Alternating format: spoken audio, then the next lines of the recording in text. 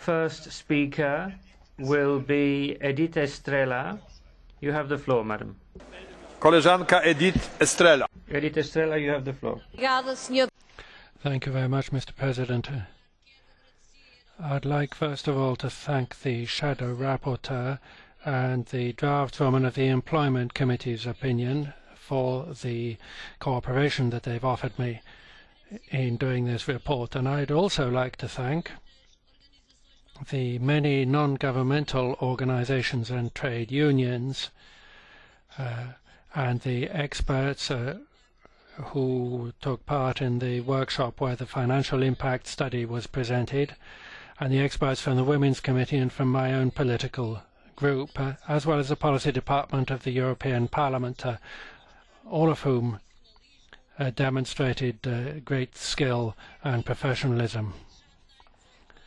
This is a directive which is already 18 years old and it's out of date.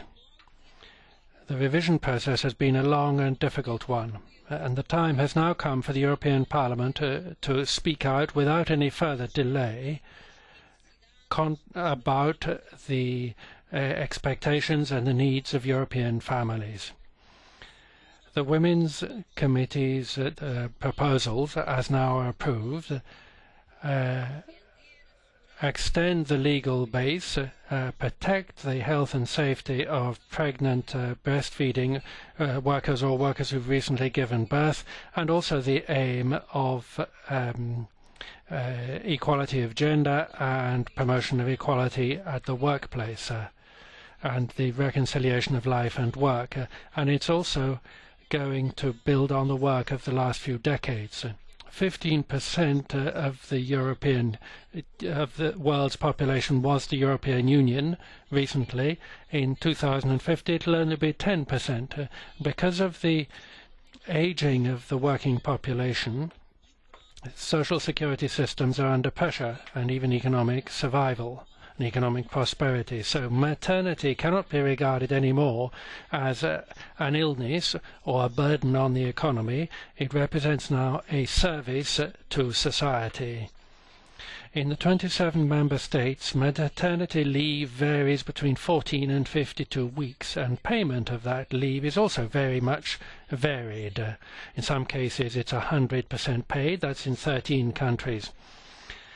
In the present economic situation, obviously, social expenditure is not something favoured, but this is an investment in our collective future, and it's not going to cost as much as many people are claiming.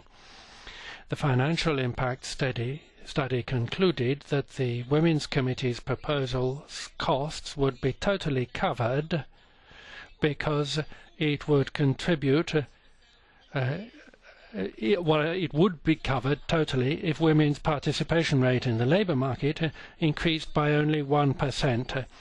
These are in line with recommendations from the ILO and the WHO. 20 weeks is a proper period of time to help women recover from giving birth, to encourage breastfeeding, and to establish solid links between mother and child. A longer period could make it difficult for women to get back into the labour market. 100% payment is fair because families should not be penalised financially for having children. They should be able to have as many children as they want, which are children that Europe needs in order to face up to the demographic challenge. Paternity leave is already recognised in 19 member states and paid to the 80 or 100% level. It involves parents, fathers in their children's lives, and it contributes to the physical and psychological development of the child. That's a right both for children and for fathers. Throughout this process I've shown complete openness to achieve greater consensus, and I hope that everyone who is concerned for the welfare of children, mothers and children, will support this report.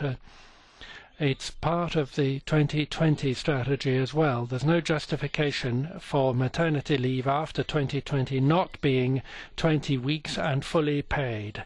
So I commend Amendments 126, 127 and 128 to the House, and for the same reason I cannot support the amendments which seek to reduce scandalously families' rights. Thank you. Dziękuję pani. Thank you very much, Ms. Estrela, for that introduction to the debate. And now the other rapporteur, Britta Thompson. Thank you, Mr. President. Når vi i dag har denne debat om kvinders